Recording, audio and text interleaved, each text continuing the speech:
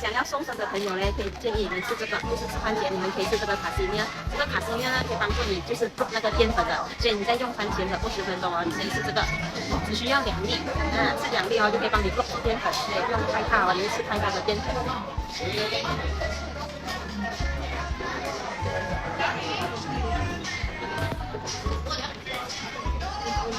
卡西米尔。